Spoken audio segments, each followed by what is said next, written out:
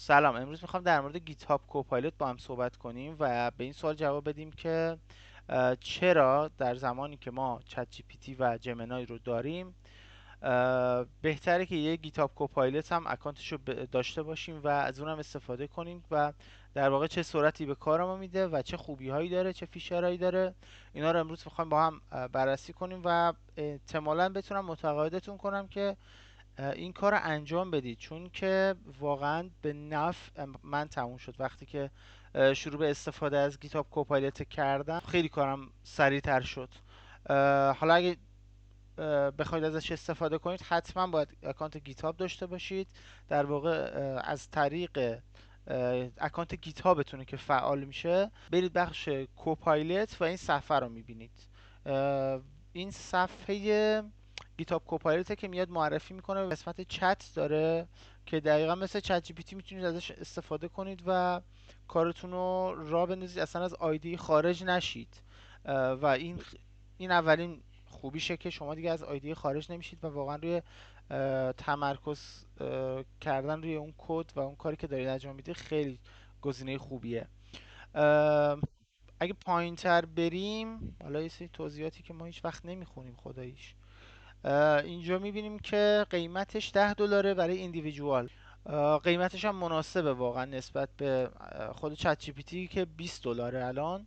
به نظر من قیمتش خیلی خوبه. این فقط یه مسئله ای که هست اینه که حتما یه وی پی ان خوب داشته باشید. برای چک کردنش هم یک سایت اندروید دیولپرز رو حتما من همیشه چک میکنم. حالا تنها سایتی که میدونم که اگه وی پی ان هم بد باشه اونو قطعا باز نمیکنه.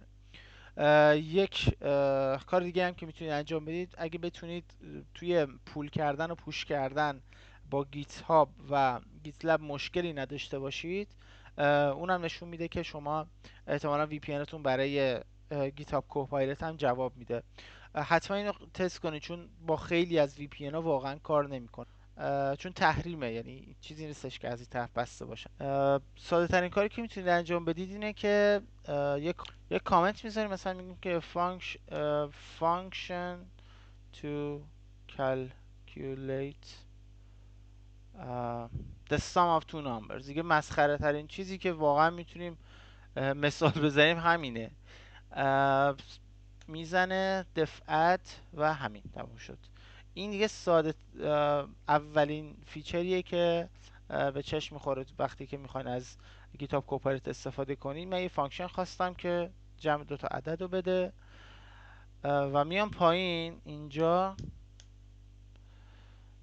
ببین خودش تشخیص میده، خوش میفهمه که من الان یه فانکشن نوشتم، حالا میخوام از این فانکشن استفاده کنم. اصلا یه چیز دیگه، یه دنیای دیگه. حالا چت جی پی تی اینا کد بهت میدن، این واقعا همون جوری که خودش داره ادعا میکنه یه پیر پروگرامینگ طوره. از الانم اینو بگم که واقعا بعضی وقتا داره چیز میکنه، بعضی وقتا داره ساجستشن های زیادی میده. البته نسبت نمونه مشابهش که حالا بعدا راجعش صحبت میکنم تو آخر ویدیو، ساجستشناش بهتر و معقولتر و کمتر. من اگه چیز کنم، ببین متد بعدی داره به من میگه.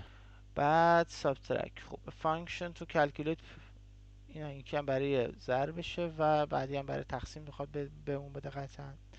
ببین این اگه بیاد توی پروژه واقعی، شما اونجا واقعا قدرتش رو میبینید. این حالا یه مثال ماشین حساب خیلی خیلی ساده است، ولی توی یه پروژه واقعی وقتی کلاس تو باز میکنی، این کلاسه هر چی که از قبل نوشته باشی و میخونه، درکش میکنه و برای نوشتن فانکشن های بعدی بهتون کمک میکنه. این خیلی چیز فضایی هستن. من کل اینو پاک میکنم. میخوایم بریم اصلا یه همچین چیزی رو با هم تست کنیم. چرا چیزای کارهای الکی اصلا انجام بدیم؟ مثلا میایم اینجا میگیم که ما میخوایم یک کلاس بسازیم که وقتی که یعنی مثلا جای کیبورد رو بیاد برای ما عوض کنه، جای حروف کیبورد رو بخواد عوض کنه. یه مثال تقریبا واقعی میشه گفت. مثلا میگیم که کیبورد کی چنجر. خب میایم اینجا یه کامنت میذارم، میگم که class to change to replace the key of keyboard with the new key. توی کامنت نوشتن هم حتی میتونه بهتون کمک کنه، یعنی اون جایی که دارین کامنت می‌نویسین در واقع دارین یه ایده میدین دیگه، حتی توی اون ایده هم میتونه بهتون کمک کنه. مثلا من میخواستم اینو بنویسم، همونجوری که دیدین اومد یه راهنمایی دیگه هم به من کرد و اون وسط من یه چیزی دیگه مثلا تو ذهنم جرقه خورد. میگه ایمپورت کیبورد میکنم، تایمو میزنم، بعد میره کلاسه رو میسازه. الان یه لیستی از تابا برای من میسازه. حتی میتونه به من اگه چیز کنم جلوتر برم، جلوتر هم میتونه به من ساجست بده، ولی خب لزوما اینجوری نیست که ساجستشن هایی که الان داره به من میده همشون ساجستشن های درستی باشن. من میگم که مثلا همه رو پاک میکنم. replace the key with the new key، change key، و کالبک میخواد. من کالبکش رو از همینجا میگیرم، مثلا کالبک کی نیو کی، مثلا بذار همه چی از همینجا بگیره، کی کالبک. اوکی. یکی از چیزاش هم قشنگ هات کی. اوکی. حالا بر فرض میگیم که اصلا این همه چیش اوکیه، من میخوام برم یه تابع دیگه بنویسم. remove the key. اوکی remove the key. خب همینجوری که الان میبینید الان این کلاس رو میشناسه، تابع هاشو میشناسه. من اگه برگردم برم توی مین چه اتفاقی میفته؟ من شروع میکنم به ایمپورت کردن این. من میخوام کیبورد منیجر رو ایمپورت کنم. وقتی که من اینو پاک میکنم خودش میدونه من الان در حال استفاده از کیبورد منیجرم. خب من الان اینجا ببینم، میبینید که کلی خط استفاده کرد. کوپایلت متوجه شد که من میخوام از کلاسی که ساختم استفاده کنم.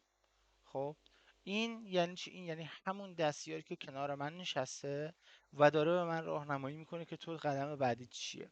در اکثر مواقع طبق تجربه که خودم داشتم واقعا راهنمایی‌هاش درست بود. حالا من اینو ران میکنم، این به یه خطا میخوره، خطایی که این پایین میبینید. خب من این خطا رو کپی میکنم ولی از اینجا هنوز خارج نمیشم.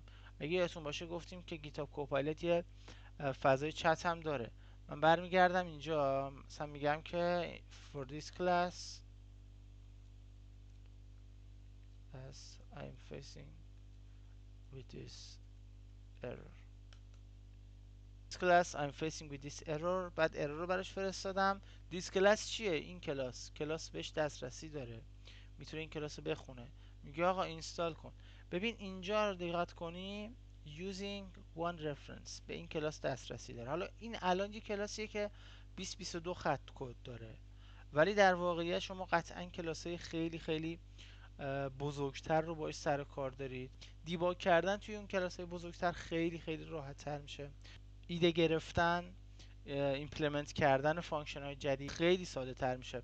شما فکر کنید حالا چت جی پی تی دیگه نیازی نیست حتی براش کپی کنی، این همونه با همون قدرت و میتونه بهتون راهنمایی بده. اگه نگران این هستین که این چتش در واقع از چی ساپورت میکنه، من چیزی که یادمه فکر میکنم از جی پی تی 4 داره استفاده میکنه. حالا یه نسخه ترین شده است، فکر نمیکنم خودشون چیزی ساخته باشن. حالا دیباگ کردن توی این به همین سادگی انجام شد. پس ما چت رو داشتیم، کامنت کردیم، برامون جنریت کرد و یه قابلیت دیگه هم که داره، میری اینجا رفرش رو میزنی، لیستی از ساجستشن ها برات میاره. این لیستی از ساجستشن هایی که در واقع این داره به ما میده. مثلا من حتی میتونم مثلا اینو اکسپت کنم و اصلا از این بیام استفاده کنم. این لیست ساجستشنش خیلی چیز جالبیه. یعنی در واقع شما بهتون یه حق انتخاب میدید، حق انتخابی متعدد دارید اینجا که اینم به نوبه خودش جالبه. این خلاصه ای بود از اینکه گیتاب کوپایلت دقیقا چی هست و چطوری میتونه به ما کمک کنه توی کد نوشتن. نسخه های دیگه ای هم هست، مثلا آمازون هم نسخه خودش رو داره که رایگان هست و احتمال داره که راجع به اونم حالا یه ویدیو بسازم. به خوبی کوپایلت نمیتونه باشه، من خودم یه مدتی با اون کار میکردم، ولی کوپایلوت رو که استفاده کردم دیگه سراغ اون نرفتم. ولی این بود کلیت چیزی بود که خواستم باهاتون شیر کنم. به درد من واقعا خورد و برای خود من خیلی خیلی خیلی سود داشت. خیلی کار منو سریعتر کرد توی کد زدن و امیدوارم شما هم بتونید تست کنید و مسیر کد زدنتون هموارتر بشه. به امید دیدار. لطفا اگر از این ویدیو خوشتون اومده، حداقل برای حمایت از من و اینکه اول ابتدای راه هم هست، لطفا این ویدیو رو لایک کنید. تا دیدار بعد.